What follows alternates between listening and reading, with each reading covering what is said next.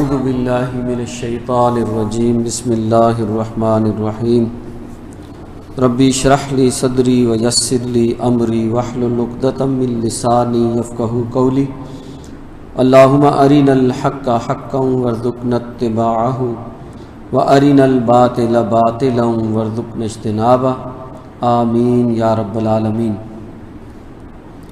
یہ سورہ قاف ہے، 50 نمبر سورت ہے قرآن مجید کی۔ اس سورہ مبارکہ کو نبی اکرم صلی اللہ علیہ وسلم خصوصاً جمعے میں پڑھا کرتے تھے، اور ایک صحابیہ ہیں، ان کی گواہی ہے کہ ان کا گھر مسجد نبوی کے قریب تھا۔ انہوں نے کہا کہ میں نے نبی اکرم صلی اللہ علیہ وسلم کی زبان مبارک سے اس سورت کو بار بار سن کے یاد کر لیا، مجھے حفظ ہو گئی۔ اس کی چند آیات میں آپ کے سامنے رکھوں گا۔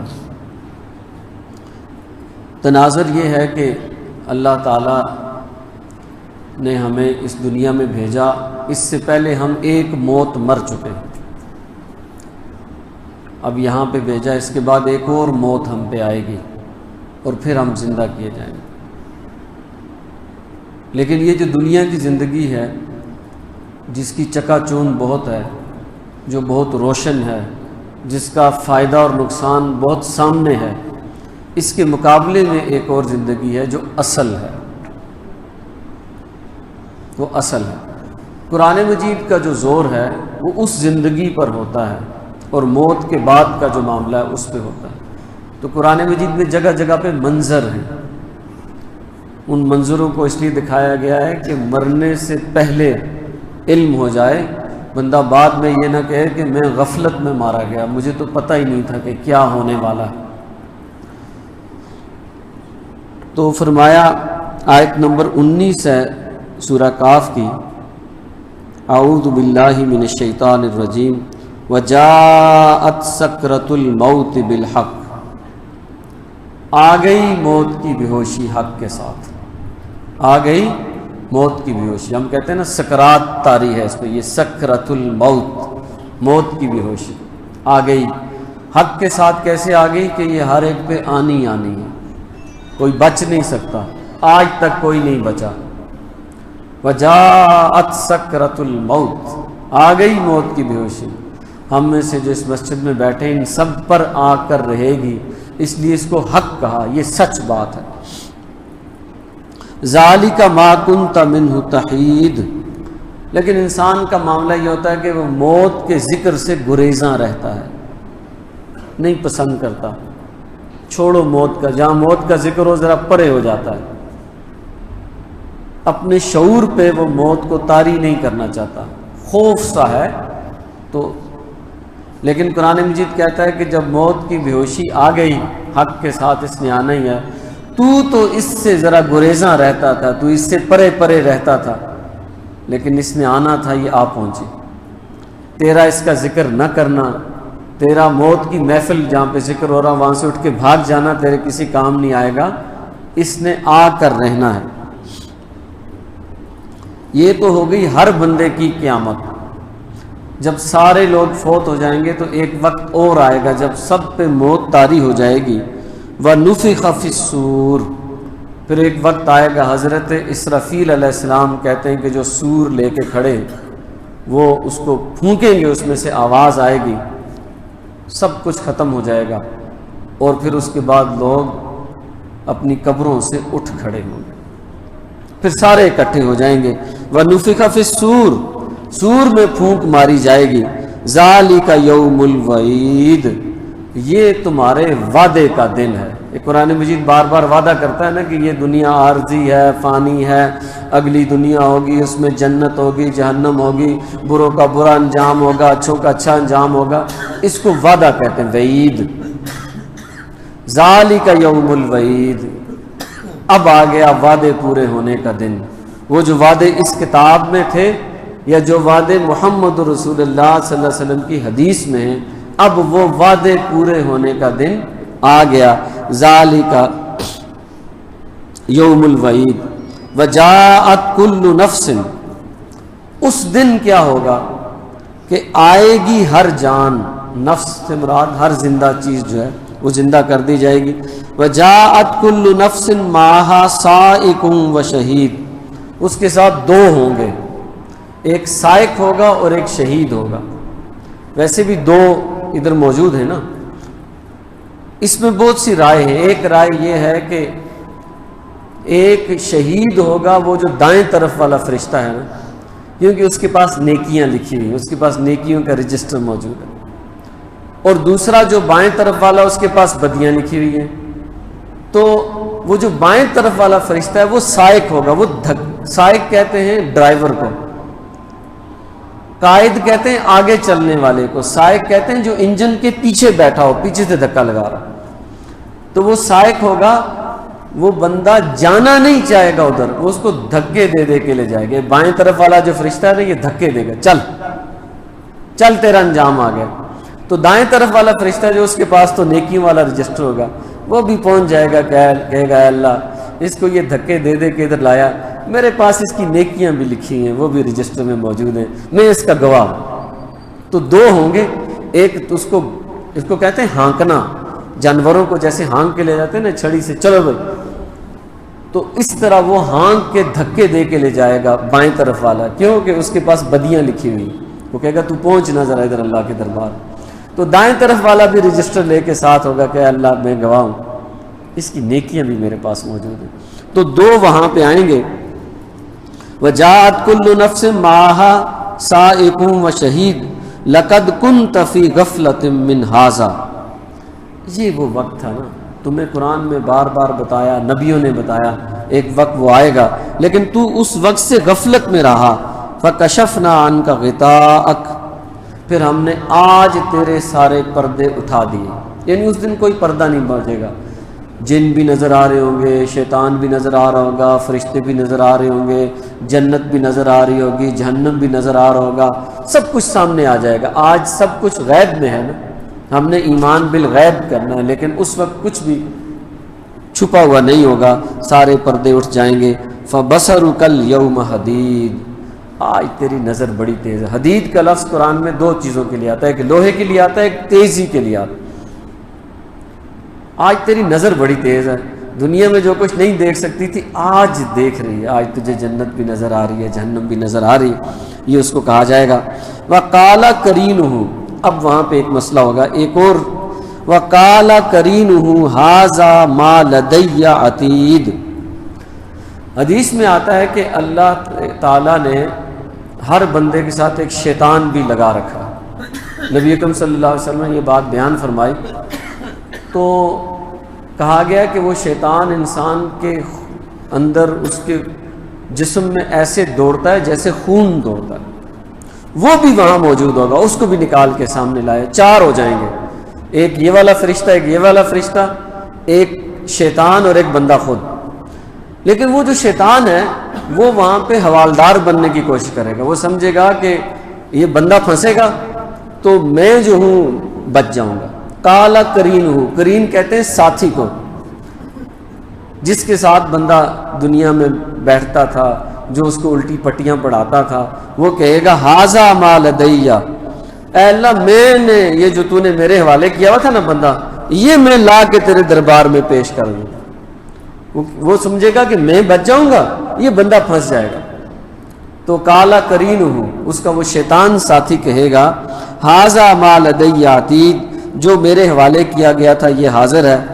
القیا فی جہنم کل کفار عنید، یہاں اللہ تعالیٰ فرمائیں گے ان دونوں فرشتوں کو، القیا کا مطلب ہے دونوں کو ڈال دو، فی جہنم، جہنم میں، اور کل کفار عنید، جو بھی کافر ہیں، جو دشمنی رکھنے والے ہیں، اللہ کی دشمنی رکھنے والے، ان کو جہنم میں ڈال دو۔ شیطان جو ہوگا، جو سمجھے گا میں بچ جاؤں گا، یہ بندہ پھنس جائے گا، تو اللہ نے کہا ان دونوں کو ڈال دو جہنم میں۔ مناع للخیر، خیر سے منع کرنے والے، معتدن، حد سے بڑھنے والے، مریب، شک میں ڈالنے والے۔ یہ جو شیطان ہے اس کا کام کیا ہے؟ خیر سے منع کرتا ہے اور حد سے بڑھتا ہے، اور ایمان کے مقابلے میں شک میں وہ ڈالتا ہے۔ الذی جعل مع اللہ الہا آخر، یہ وہ ہیں اللہ کو چھوڑ کے دوسرے معبود بنا لیے، کبھی بت کھڑے کر لیے، کبھی دولت کو معبود بنا دیا، کبھی قبروں کو پوجنا شروع کر دیا۔ تو کہا گیا القیاہ فی العذاب الشدید، ان کو شدید عذاب میں ڈال دو۔ قال قرینہ، وہ شیطان بول اٹھے گا، وہ کہے گا یہ کیا ہوگا، مجھے بھی جہنم میں ڈال رہے ہیں۔ قال قرینہ، کہے گا اس کا قرین ربنا ما اطغیتہ، اے اللہ میں نے نہیں اس کو بہکایا، ربنا ما اطغیتہ ولکن کان فی ضلال بعید، یہ خود ہی پرلے درجے کی گمراہی میں تھا۔ شیطان کا یہ مسئلہ ہے کہ قیامت کے دن وہ کوشش کرے گا میں بچ جاؤں، کہے میں نے کیا کیا اس کو، یہ خرابی اس کے اندر موجود تھی، مجھے کیوں اس کے ساتھ جہنم میں ڈال رہے ہیں۔ تو وہ کہے گا کہ قال قرینہ، وہ جو شیطان جو ساری زندگی اس کو بہکاتا رہا، وہ پھر الزام اسی پہ ڈرے گا ما اطغیتہ، میں نے اس کو نہیں گمراہ کیا، ولکن کان فی ضلال بعید، اس کے اندر خرابی تھی، یہ خود گمراہی پہ چلنے والا تھا۔ میں نے تو زیادہ سے زیادہ اس کو دعوت دی ہے نا، چلنے والا تو یہ ہے، میرے اوپر اللہ تعالیٰ نے قرآن میں ایک جگہ لکھا ہے کہ تجھے میں اپنے بندوں پر اختیار نہیں دوں گا، وسوسے ڈالے گا، بلائے گا، پھسلائے گا، زبردستی نہیں کر سکتا۔ یہ اس چیز کا حوالہ دے رہا ہے کہ مجھے تو بندے پہ اختیار ہی نہیں دیا تھا، یہ بندہ خود خراب تھا اندر سے، میں نے کہا میرے پیچھے لگ گیا، چاہتا تو رک جاتا نا، اس کو اللہ تو نے اختیار دیا تھا، چاہتا تو رک جاتا، رکا کیوں نہیں، اس لیے میرا قصور نہیں، اس کا قصور۔ قال لا تختصموا لدی، اللہ تعالیٰ کہیں گے میرے دربار میں جھگڑا مت کرو، لا تختصموا، جھگڑا مت کرو، وقد قدمت الیکم بالوعید، شیطان کو مخاطب کر کے کہیں گے، سورہ اعراف میں یہ آیت آئی ہے کہ جب اس نے کہا تھا نا کہ یہ مٹی سے بنا ہے، میں آگ سے بنا ہوں، تو میں اس کو سجدہ نہیں کرتا، مجھے اگر تو مہلت دے دے تو میں ثابت کروں گا کہ یہ ایسا اور ایسا ہے، تو بہت سے لوگ میرے پیچھے چلیں گے۔ تو اللہ تعالیٰ نے جواب دیا تھا کہ میں تیرے ساتھ اور تیرے پیچھے چلنے والوں کے ساتھ جہنم کو بھر دوں گا، لأملأن، تو کیا سمجھتا ہے کہ تو بچ جائے گا یہ بات کہہ کے کہ میں بہت سے لوگوں کو گمراہ کر دوں گا، تو اللہ کو ڈراتا ہے کیا؟ تجھے بھی ڈالوں گا جہنم میں، تیرے پیچھے چلنے والے ساروں کو جہنم میں ڈالوں گا، اس چیز کا ہے۔ وَقَدْ قَدَّمْتُ إِلَيْكُمْ بِالْوَعِيدِ، تمہیں میں نے پہلے بتا دیا تھا یہ انجام۔ مَا يُبَدَّلُ الْقَوْلُ، ہم جو بات کہہ دیتے ہیں، اللہ تعالیٰ فرما رہے ہیں ہم جو بات کہہ دیتے ہیں وہ تبدیل نہیں ہوتی۔ وَمَا أَنَا بِظَلَّامٍ لِّلْعَبِيدِ، اور اللہ تعالیٰ اپنے بندوں پر ظلم نہیں کرتا۔ یوم نقول لجہنم هل امتلأت، جب یہ مکالمہ ہوگا نا تو اللہ تعالیٰ جہنم کی طرف رخ کر کے پوچھیں گے، جہنم هل امتلأت، کیا تو بھر گئی؟ وہ کہے گی هل من مزید، هل من مزید، هل من ہے اور بھی کوئی، ہے اور بھی کوئی، لاؤ ڈالو، میں نہیں بھرتی، میں ان سارے کافروں کو کھا جاؤں گی، سب کو جلا کے راکھ کر دوں گی۔ حل من مزید کی آواز لگائے گی، لوگ ڈریں گے، حالانکہ سب کو اس میں ڈال دیں گے، وہ پھر بھی کہے گی کہ ابھی میرے اندر اور گنجائش موجود ہے۔ جب اللہ تعالیٰ اس سے پوچھیں گے کہ تو بھر گئی، یہ انجام ان لوگوں کا ہوگا۔ اور دوسری طرف ان لوگوں کا انجام جو متقی ہیں، وَأُزْلِفَتِ الْجَنَّةُ، جنت کو قریب لایا جائے گا۔ جنتی جو ہوں گے نا، ان کے لیے یہ نہیں ہوگا کہ جاؤ 1.5 کلومیٹر چل کے جاؤ وہاں جنت ہے، نہ نہ نہ، جنت قریب لائی جائے گی۔ وہاں لمبا سفر کر کے، تھکا دینے والا سفر کر کے نہیں جانا ہوگا، اللہ حکم دیں گے جنت کو، وَأُزْلِفَتِ الْجَنَّةُ، جنت قریب لائی جائے گی، لِلْمُتَّقِينَ، متقیوں کے لیے، غیر بعید، دور نہیں ہوگی۔ جس کے لیے جنت کا آرڈر آ جائے گا نا، وہ ایک قدم اٹھائے گا سیدھا جنت میں داخل ہو جائے گا، ایسے لگے گا جیسے جنت کے دروازے کی کھڑا تھا۔ وَأُزْلِفَتِ الْجَنَّةُ لِلْمُتَّقِينَ غَيْرَ بَعِيدٍ هَذَا مَا تُوعَدُونَ لِكُلِّ أَوَّابٍ حَفِيظٍ، یہ وہ چیز ہے، یعنی جنت، یہ وہ چیز ہے جس کا ہم نے وعدہ کیا تھا، لِكُلِّ أَوَّابٍ، اواب کس کو کہتے ہیں؟ پلٹنے والے کو، غلطی ہو گئی پھر پلٹا، پھر غلطی ہوگی پھر پلٹا۔ ایسا کون سا انسان آپ نے دیکھا جو غلطی نہ کرے؟ او بھائی وہ تو فرشتہ ہوتا ہے، انسان تو ہوتا ہی نہیں۔ انسان کیا کرتا ہے؟ غلطیاں کرتا ہے۔ اللہ کو اواب پسند ہے، غلطی کر کے واپس پلٹنے والا۔ تو کہا گیا کہ یہ جنت ہم نے بنائی ہے یہ وعدہ تھا لکل اواب حفیظ، ہر وہ شخص جو پلٹنے والا اور دھیان رکھنے والا۔ اللہ نے بلایا ہے، اللہ نے بلا لینا ہے، میں نے یہ دنیا چھوڑ دینی ہے، اس کا دھیان رکھنے والا۔ من خشی الرحمن، جو رحمان سے ڈرا۔ اکثر لوگ کہتے ہیں اللہ کا نام رحمان ہے، اس سے ڈرنے کی کیا ضرورت ہے، وہ تو معاف کر دے۔ من خشی الرحمن، دھوکے میں نہ پڑنا، رحمان سے ڈرنا۔ من خشی الرحمن بالغیب، ڈرنا اور اس کو ماننا ہے غیب کے ساتھ، یہ بڑا مسئلہ ہے۔ اس میں سورہ بقرہ میں آتا ہے کہ یہ بندے کس چیز کا انتظار کر رہے ہیں، یہ اس چیز کا انتظار کر رہے ہیں کہ بادلوں میں سے اللہ کا تخت ظاہر ہو جائے، اللہ خود اس پہ بیٹھا ہو اور فرشتوں نے تخت اٹھایا ہو، اس وقت کا انتظار کر رہے ہیں۔ وہ وقت آئے گا لیکن اس وقت ایمان لانے کا فائدہ کچھ نہیں ہوگا، اللہ کو دیکھ کر غیب پر ایمان۔